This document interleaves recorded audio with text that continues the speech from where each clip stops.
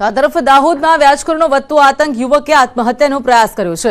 Collector કચેરીમાં યુવકનો આપઘાતનો પ્રયાસ, પૈસા આપી દીધા હોવા છતાં પણ આપતા હતા ધમકી। તો દારૂના કેસમાં ફસાવાની ધમકી આપતા હતા। પોલીસે યુવકને રોકી અટકાયત કરી છે। વ્યાજખોરનો વધતો આતંક, ત્યારે યુવકે આત્મહત્યાનો પ્રયાસ કર્યો છે। પૈસા આપી દીધા બાદ પણ તેને દારૂના કેસમાં ફસાવાની ધમકી આપતા હતા। તો પોલીસે હાલ સમગ્ર મામલે તપાસ હાથ ધરી છે।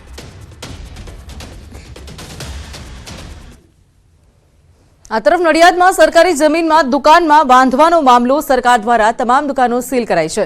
દુકાન ખરીદનારને જવાબ આપવા નોટિસ અપાઈ છે। તો રેમાન હોમના મેન્ટેનન્સ નામે દુકાનો બનાવીને 20 થી 22 લાખમાં વેચાઈ હતી। એક દુકાન, ત્યારે સરકારી કચેરીની જમીનમાં આ દુકાનો બનાવવામાં આવી છે। ખેડા જિલ્લામાં એક પછી એક સરકારી જમીનો પર ગેરકાયદેસર બાંધકામ અને બોગસ દસ્તાવેજ જેવી ઘટનાઓ સામે આવી રહી છે। ત્યારે વધુ એક સરકારી તંત્ર સૂતું ઝડપે તેવી ઘટના સામે આવી છે।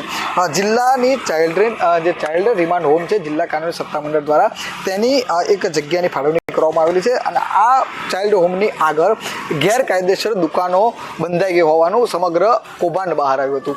આ સમગ્ર મામલે કેટલોક સમય વીતી ગયા બાદ આજ રોજ જે જિલ્લા સિટી સુપર સર્વેલન્સ છે તેના દ્વારા કલેક્ટરના હુકમથી આ તમામ દુકાનો સીલ કરવામાં આવી છે। મારી પાછળ કેમેરામેનને કહીશ કે દ્રશ્યો બતાવશે। આ એ જ દુકાનો છે જે દુકાનો સાંતાના ચોકડી પાસેથી જે આવેલું ચાઇલ્ડ હોમ હતું ત્યાં આગળ રિમાન્ડ હોમમાં બાંધવામાં આવી હતી।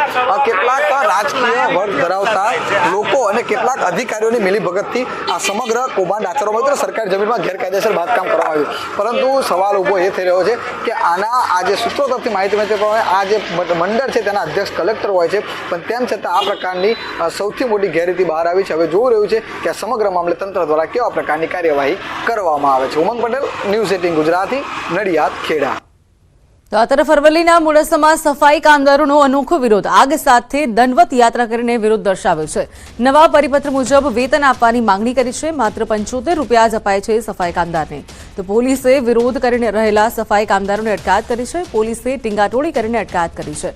10 દિવસથી સફાઈ કામદારો ઉગ્ર વિરોધ કરી રહ્યા છે।